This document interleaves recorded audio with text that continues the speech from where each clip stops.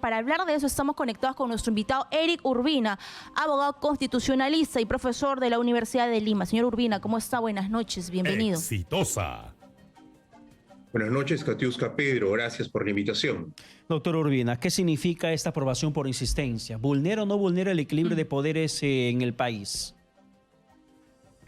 A mi juicio no, porque está desarrollando un mandato constitucional que establece el mecanismo de cuestión de confianza que le faculta al Poder Ejecutivo plantearlo, trasladándole la responsabilidad política al Parlamento. Sin embargo, no es, a mi juicio tampoco, la única reforma pendiente que se debe realizar, ¿no? Dentro de ellas hay otras que también deben de ser evaluadas, como, por ejemplo, la propia vacancia por incapacidad moral o regular incluso con mayor detalle la propia cuestión de confianza, ¿no?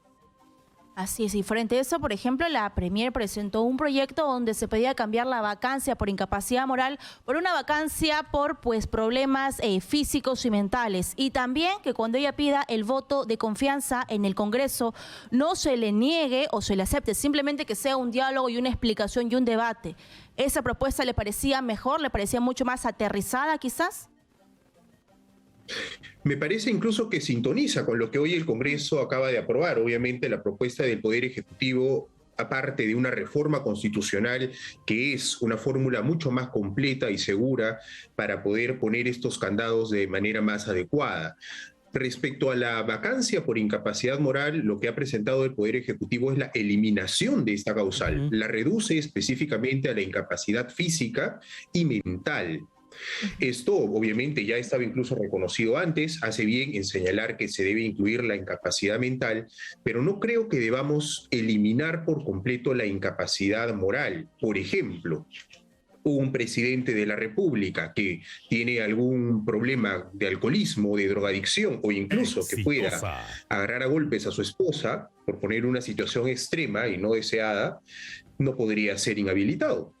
Pero doctor Urbina, a ver, en ese punto detengámonos un poco, pero ¿cuál es el equilibrio de poderes existente? Si tenemos, por ejemplo, un Congreso de la República que puede dictaminar la vacancia presidencial por incapacidad moral, cuando gran parte de los que votan pueden estar en estos momentos involucrados en actos de presunta corrupción o investigados por corrupción, porque muchos tienen pasado de ser autoridades regionales o municipales que arrastran investigación de presunta corrupción, de peculado, de colusión, de negociación incompatible, y ellos son los que dictaminan la moralidad de quien gobierna el país. ¿No termina siendo un desequilibrio que se marca en esa decisión política de vacar un presidente por incapacidad moral?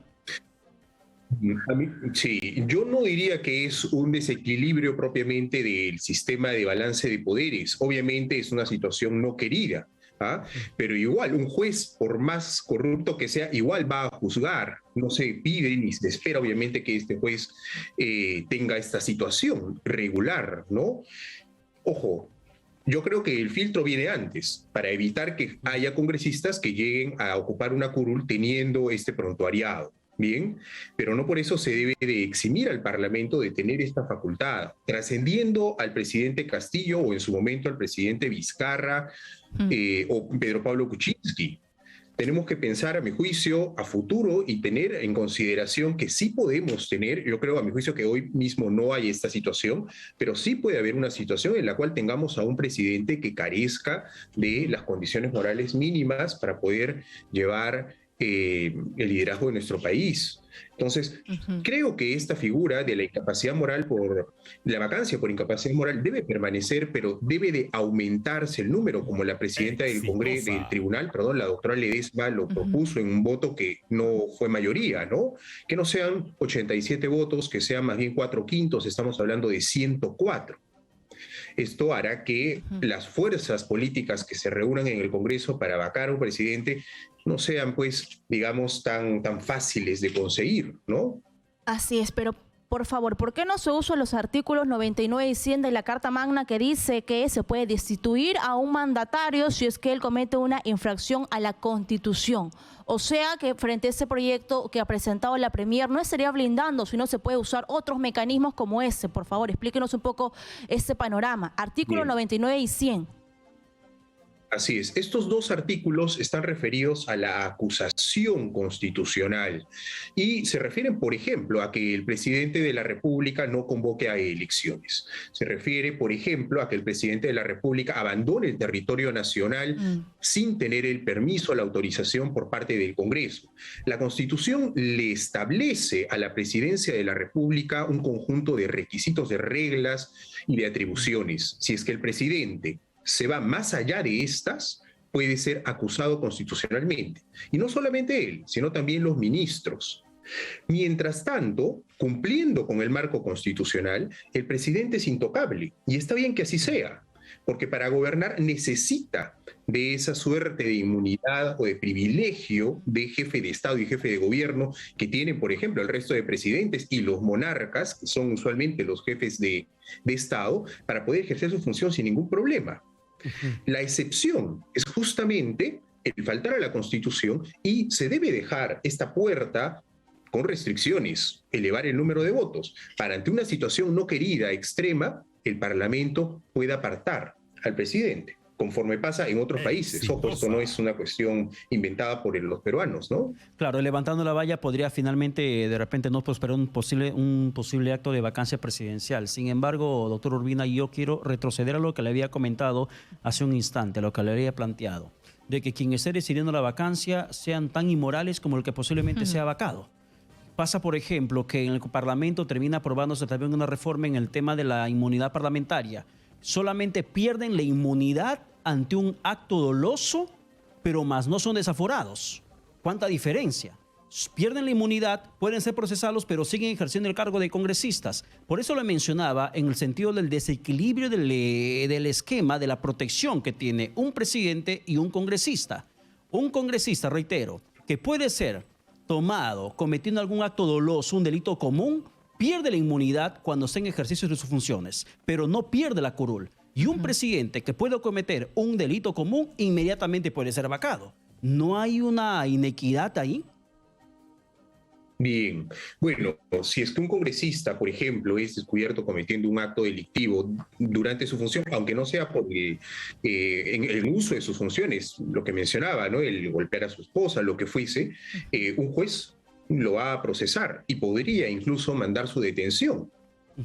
Y ya no tiene que levantarle siquiera la inmunidad, la decide él. Y este congresista será sometido a las leyes. Ante esta situación, asume el accesitario. Ojo, definitivamente la protección que debe tener el presidente es mayor, tiene que ser mayor respecto a la de un congresista. Hoy por hoy ya es así. Ya es así. Hay con congresistas hoy mismo que tienen una situación irregular y que nunca debieron llegar al Parlamento. Bueno, pero para que eso no vuelva a suceder, lo que hay que hacer es más bien cambiar la Ley General de partidos políticos, de elecciones, etcétera. O sea, es decir, el trabajo es otro. Así es. Ahora, sigo con la ruta de lo que va a pasar ya que se aprobó por insistencia esta ley de interpretación de la cuestión de confianza.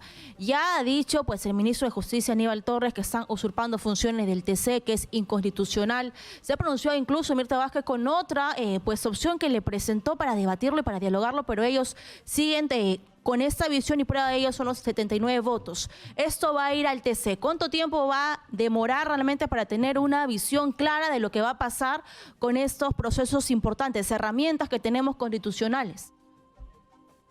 Bien, bueno, primero, para que llegue al Tribunal Constitucional tiene que iniciarse una acción de inconstitucionalidad. Es muy probable, es más, ya está, creo yo, cantado, que el Poder Ejecutivo la plantee.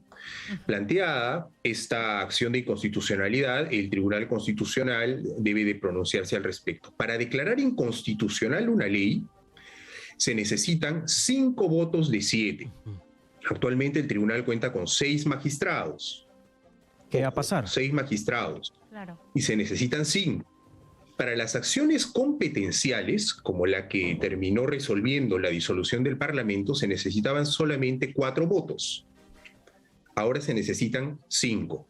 Por lo tanto, tampoco queda claro que el Tribunal Constitucional declare inconstitucional esta ley. Es cuestión de votos. Y aquí hay 3 que, siguiendo, digamos, la línea de sus fallos, probablemente estén en contra de declarar la inconstitucionalidad. Estamos hablando de los magistrados Blume, Sardón y Ferrero.